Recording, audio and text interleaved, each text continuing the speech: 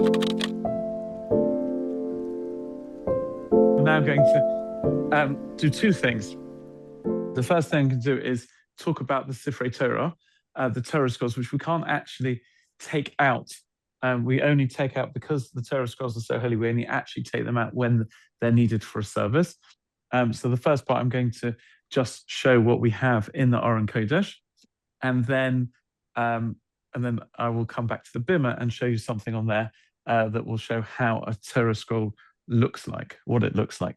So when we said Vayihi ben Saran, we spoke about it, the Torah coming from Yerushalayim, from Jerusalem, and of course in shuls across the world, wherever they are, the aim is that the Aron Kodesh faces Jerusalem. That's why we face the Aron Kodesh when we daven, because we're facing the holiest place on earth, where we believe that heaven meets earth. And so that's why Yerushalayim is mentioned, and this is the direction we're facing. But in here we have 5 Torah scrolls, each of which has its own incredible history. But you'll notice immediately that the Torah scrolls have wooden holders. You see, when we see someone doing Hagbah, they lift it up. The reason for that is because the parchment is so holy, we can't touch it with our hands. And that's why when we are reading from the Torah, we point to it with a yad. The word yad is Hebrew meaning hand, and it's got usually a finger at the end, and you point to the reading as we read it. And because the Torah scrolls are so holy, we decorate them beautifully with a velvet mantle, with silverware. And again, because it's so holy, we don't take them out. Just 2 other things to say before I close the ark. This Torah scroll here belongs to the Kuhlman family. It was actually the only scroll in its shul that survived Kristallnacht. All of the main shul was burnt down. This was the scroll they happened to be using for their Monday and Thursday side minyan. And so that's how it survived. The destruction of Kristallnacht, which is, or Pogromnacht as it's called, which is we're going to remember in a week or so's time.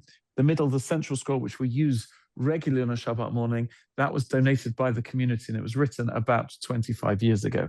So that's just the history of 2 of the scrolls we have. I'm going to close the Aron.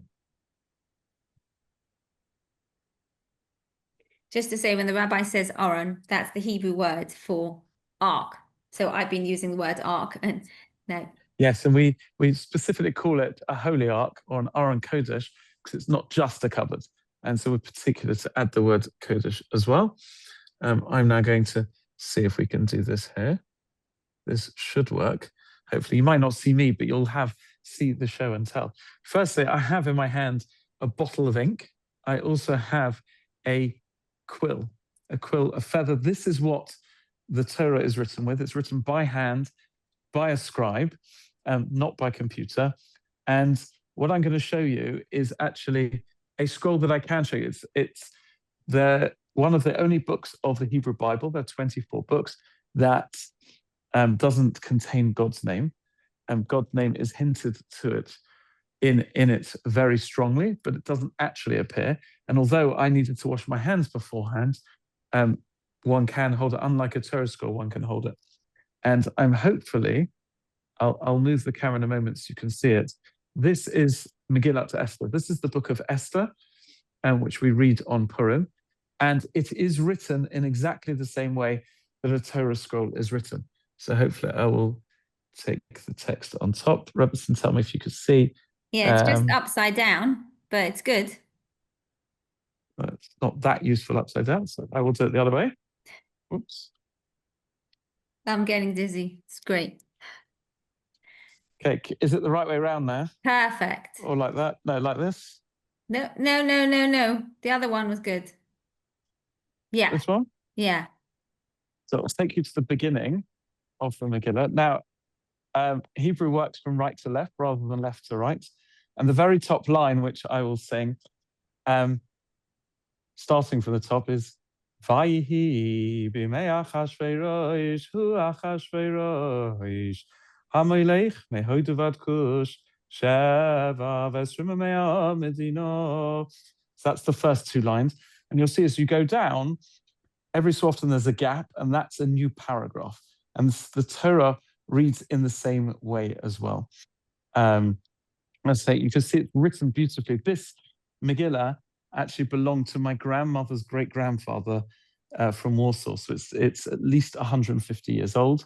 And we don't know whether he wrote it, he got it as a gift, or whether his grandmother's great-grandfather wrote it. But it's got a very special family resonance for us. And you could see it's beautifully spaced out. And if you look really carefully, I don't know if you can see, these lines are scratched out. So you can see in between the two columns, you can see this is the early forerunner for lined paper. That a scribe is allowed to do to enable the lines to be written as they are, but it's all written by hand and it's on parchment.